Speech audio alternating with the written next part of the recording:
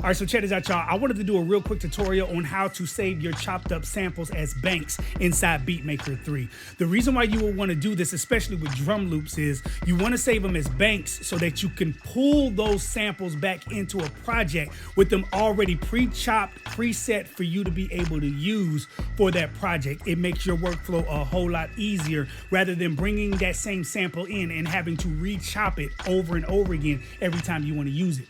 You typically use this for saving banks for like drum loops, but you can use it for any sample that you so choose to.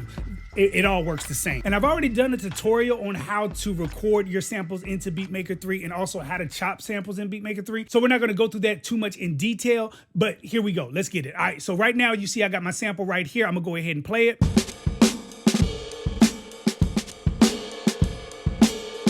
All right, quick little sample, man.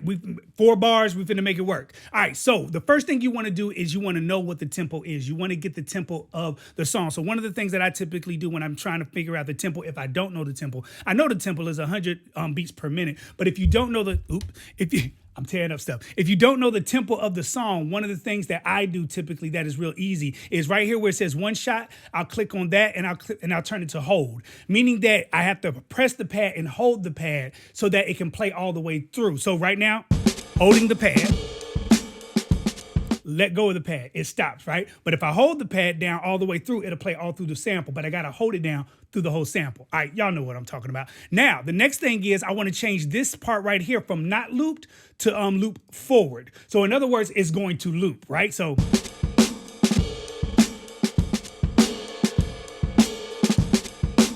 as you can see, it looped, right? All right, so we got that. So now the reason why I do that is, and I'm gonna go ahead and go into edit mode. I'm moving a little fast. Right here, you click this, you can go into edit mode and everything like that, right? Makes the waveform bigger and all that other good stuff, right? So what you can do is as you're holding this down,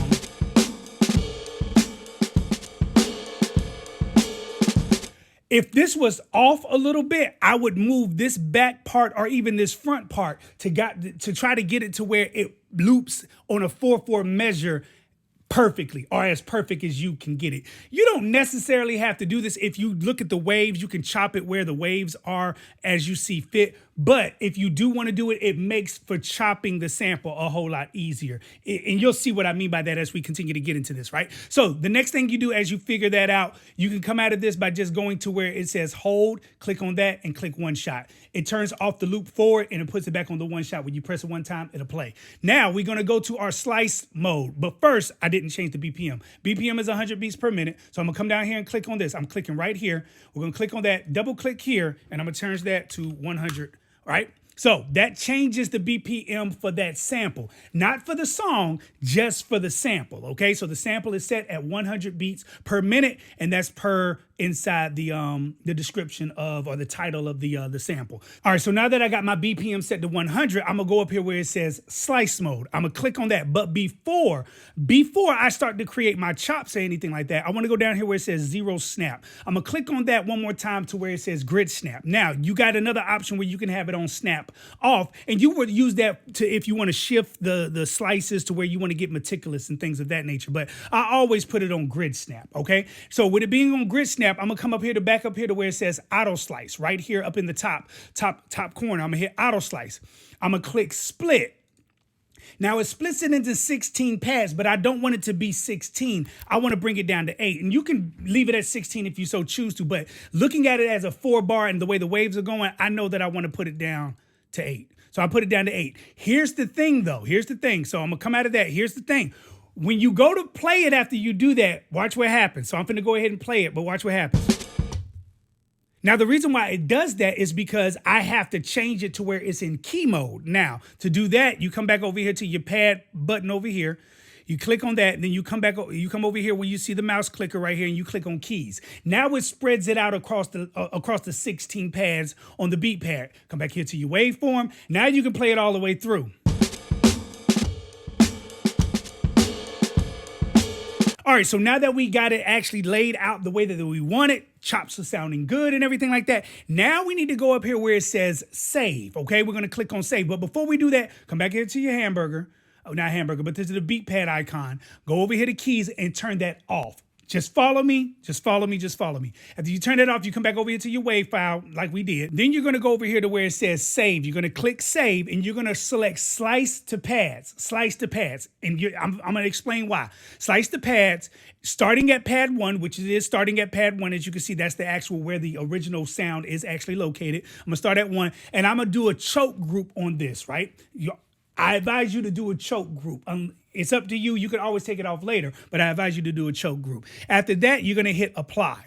Now, you see how it changed up right there. If I go back to my beat pad selection option, right? Now you can see where it's just over the 8 pads that has been sliced to. Now, I'm using a MIDI pad. I'm using a MIDI pad, right? So because I'm using my MPC Black as a MIDI controller, it's not going to play at the velocity at full velocity, as you can see. See, it's not going to play at the full velocity all the time. So what I'm going to do is I'm going to come here and I'm going to turn fixed MIDI level, MIDI velocity to on. And I'm going to do that for each pad.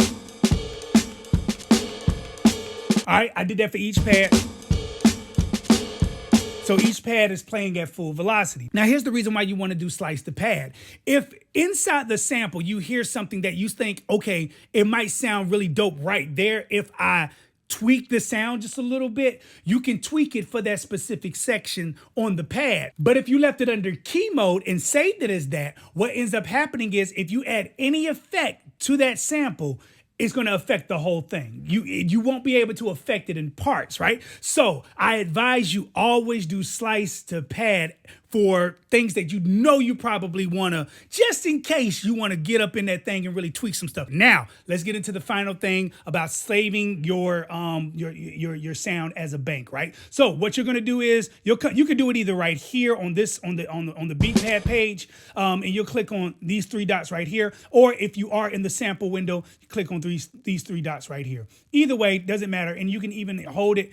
And no, you can't. Yep, save bank right there, right? If you wanted to do that, right? But we're going to click on these 3 dots and we're going to go to save bank and we're going to give it a name, right? We're going to give it a name. We're going to stick with Funk Out because that's what it's originally called. Funk Out. And I always do drum kit at the end, so I know that it's a drum kit. And I'm going to click enter. It's going to go right there. I always click copy session samples. I always do that. For some odd reason, I always have a headache and a problem of finding my banks after I do it if I don't click that. So I always click copy session samples. So after that, you click save, bada bing, bada boom. So now that we got it saved, the thing that we want to do is make sure that we can pull it back up, right? So what we're going to do is come up here to our hamburger menu right there. Boom, we're going to click on that. We're going to click on new. We're going to click on OK. All right, we got a blank slate. Now what we need to do is go to where our bank is, which is right here. I don't know why I just did that. All right, so then we're going to pull up where it says funk out. Make my funk the P-funk. I want to get funked up. All right, so we got the funk out right there. Drum kit. Click on that. Then what we're going to do is click on load bank. Bingo. As you can see, it is right there, ladies and gentlemen, ready for us to use it.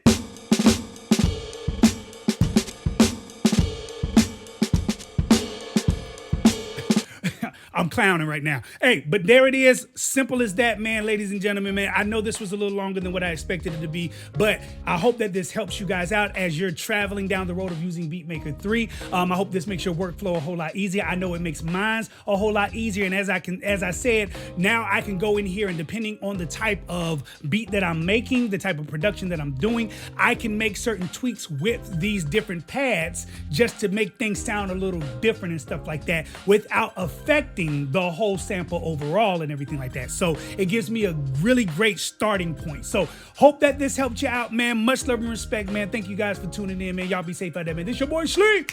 Peace.